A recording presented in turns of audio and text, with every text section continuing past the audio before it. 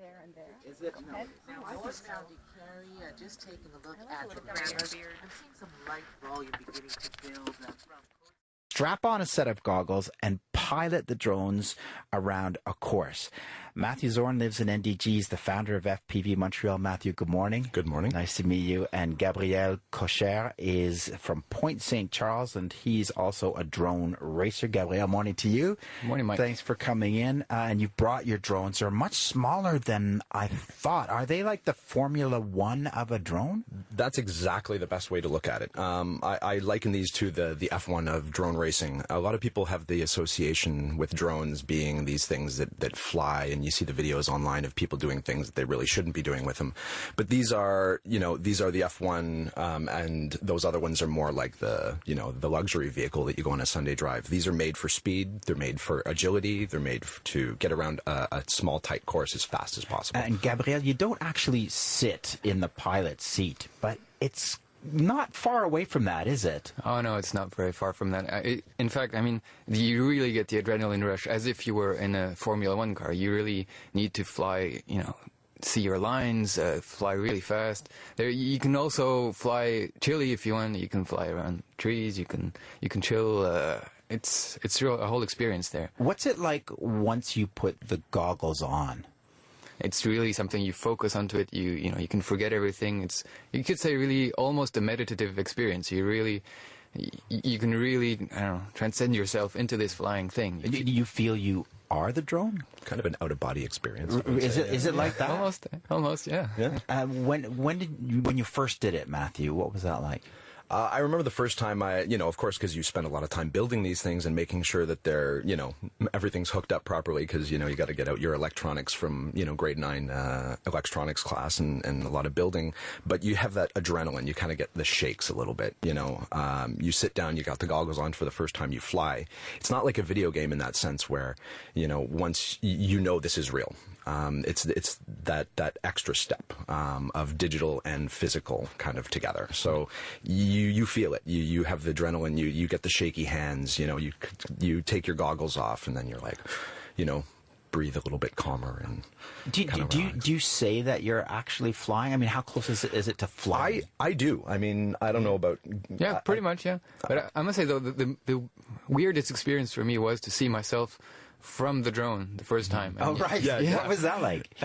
It takes a while to get used to. Who's that guy? That guy's just standing there with his goggles on. What's this guy doing? What's this weirdo? Yeah. And then, of course, when you hear it whiz by your head or something like that, because you're flying around yourself, but because you're out of it, you kind of hear it. It's a little bit disorienting at times, but it's a lot of fun. Well, tell us about the races, Matthew. What was this, a course? How does it work? So we have races that we set up courses. Right now, what we're doing is we're working with Cartomania down on De La Sauvin for the next 3 months, and we're doing races there. They have their go-kart track set up at the start of every month. We follow that course.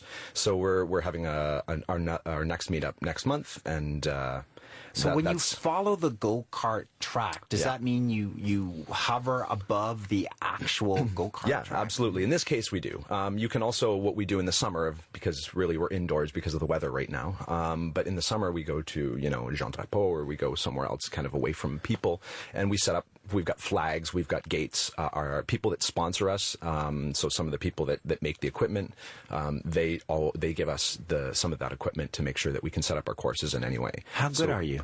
Me personally, I'm terrible. I'm not going to lie. Like I mean, you can ask Gab, but like these guys are really good. I spend more time probably organizing them than I actually do flying them. So, Gab, what about you?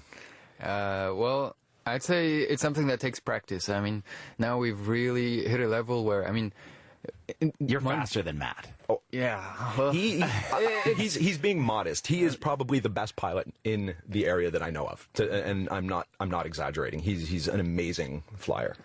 Well, Drones Montreal, I guess, helped us really kick this off and bring people together at the very beginning. And now we're sort of looking more into racing with some guys down in Ontario, and we're looking even to participate in some even bigger races internationally. How much money did you put into making your drone?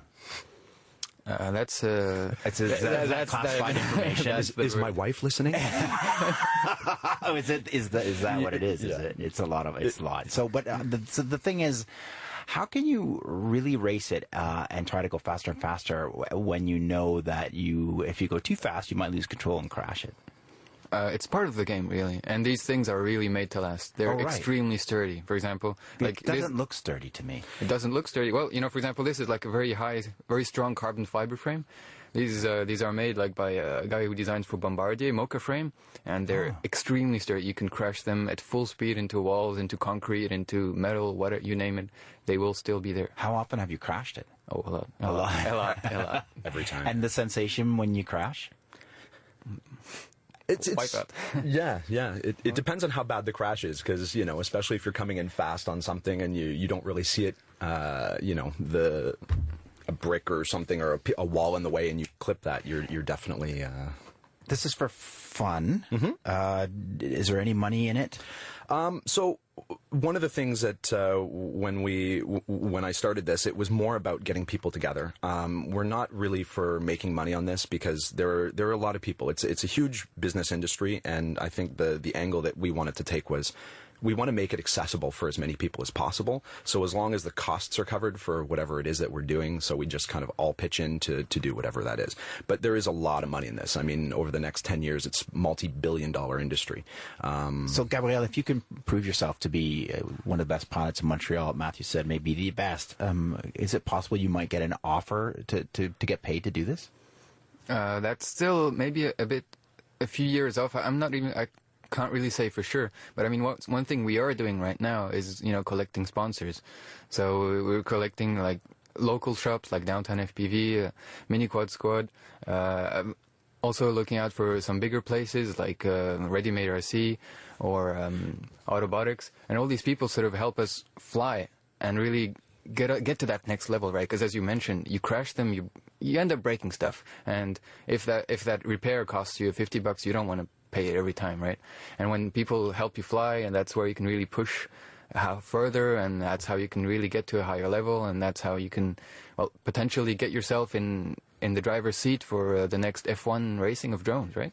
Yeah, and I suppose it's not just racing. There are commercial uses, military uses. You could get a call or even apply. You could turn this to You absolutely could. Actually, it's funny you say that. I was just talking to somebody that contacted me off the board maybe 2 days ago, and they're doing stuff with F1. He's actually one of the emergency staff that goes around with the F1, and they're doing a lot of stuff with this technology and trying to make this bigger and better. If you want to check out the races, you welcome people to come watch? Absolutely, especially when we're at the Cardomania. It's perfect because we've got a little area where people can be safe and watch. How can people get in touch? The best way, I would say, is to go to our Facebook page, which is Drones Montreal, and it's our community page, public. So you come in, you ask for entry, and we bring you in. We try to control it so that I don't get a lot of people spamming just ads, because there's a lot of that, right?